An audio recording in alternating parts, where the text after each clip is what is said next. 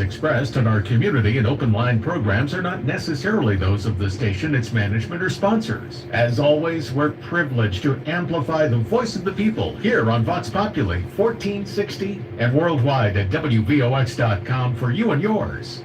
1460 WVOX.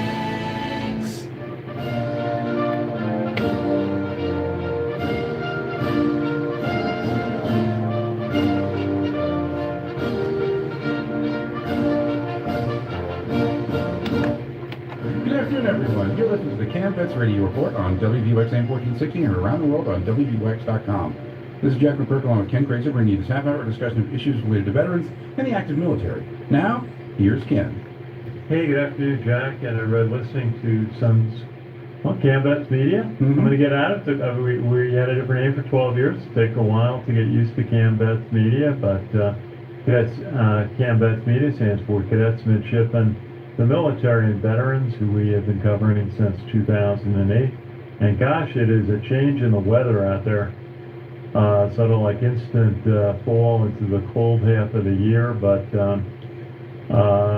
we were out at Mikey Stadium on Saturday for the Army-Georgia State game. The rain held off. Actually, it rained in the early overnight and stopped about 9 o'clock, and it was good conditions for the game. Unfortunately, Army lost that one, 31-14.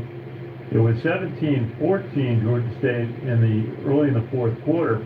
And Army had a first down on the Georgia State 6-yard line, which is just what Army business is punching those short yardage touchdowns in.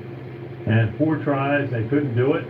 The last one being, as Coach Munkin said, length of his hat. And just, maybe that's the difference in this team. Last year they would have punched that through, no questions asked, took a lead, and as Coach Munkin said, if they punched that ball in, they would have had really a lot of enthusiasm to finish out the game strong. But they came up short, gave up a couple of late touchdowns to Georgia State in what was really a much closer game. But today, in the second half of the show, we are going to talk about a couple of events of the Navy League New York Council, which is an organization that has, for 120 years, supported the sea services.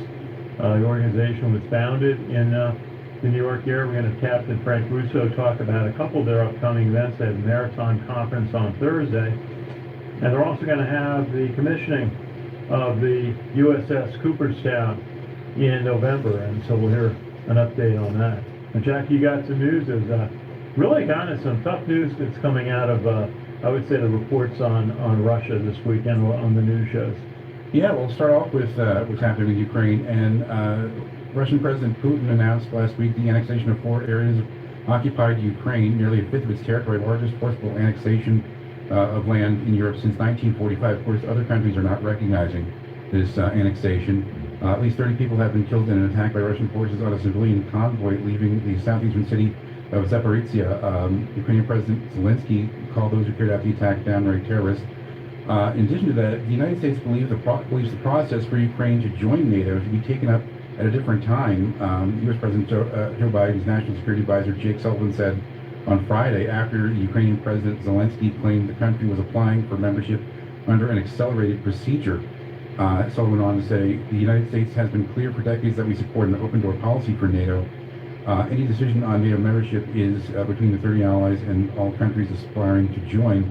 Right now, our view is the best way for us to support Ukraine is through practical, on-the-ground support in Ukraine, and the process in Brussels should be taken up at a different time. I think the big concern there is if Ukraine were to join now, would that trigger Article 5 of the NATO treaty, which says that if one NATO country is a victim of an armed attack, all other NATO allies have to consider that an act of war.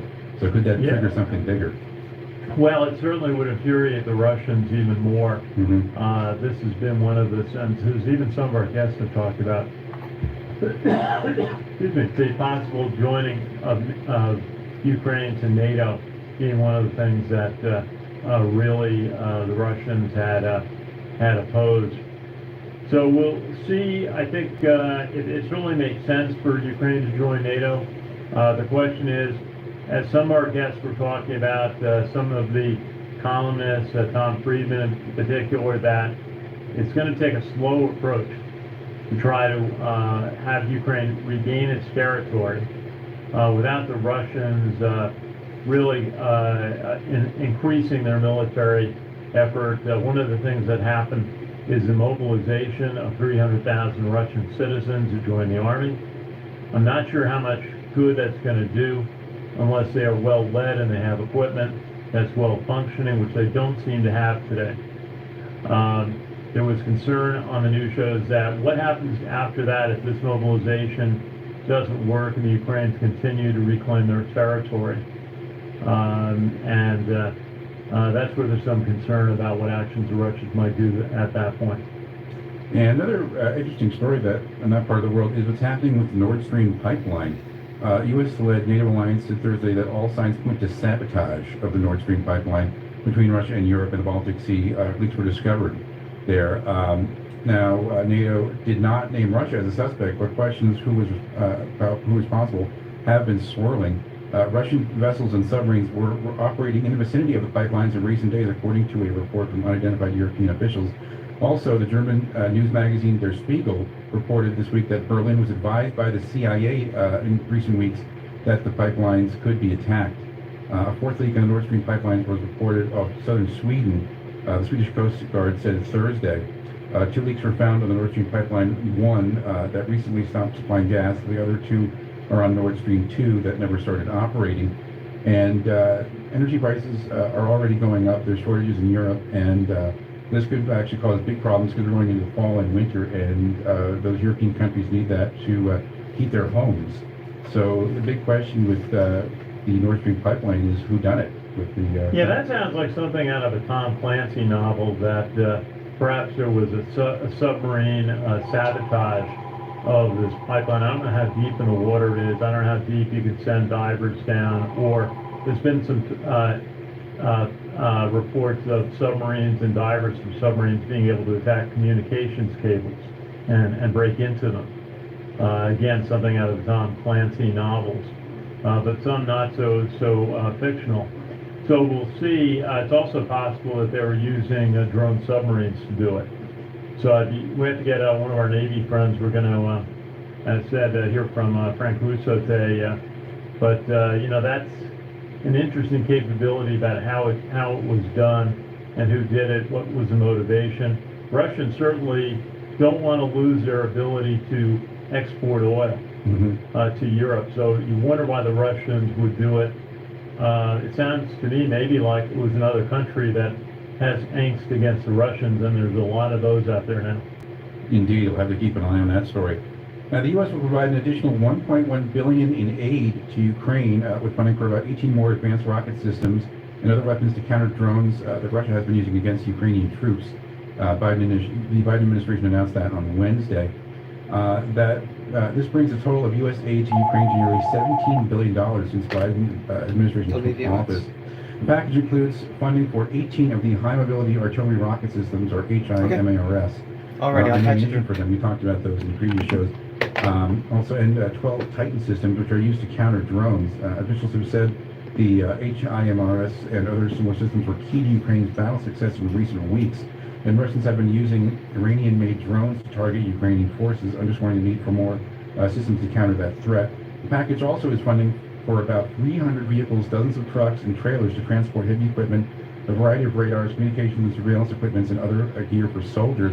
Also includes funding for equipment to detect explosives for maintenance and training. So another big military aid package heading over to Ukraine. Yeah, so the question is how much the Ukrainians can accomplish before the winter weather sets in. And next Monday, I'm actually going to be at the Association of the U.S. Army Conference in Washington, so we'll be listening and hopefully I can give you a report on more of that detail. You've been listening to the Campus Radio Report on WVOX AM 1460, heard around the world on WVOX.com. We'll be right back after the 3 Fox News break, so stay tuned.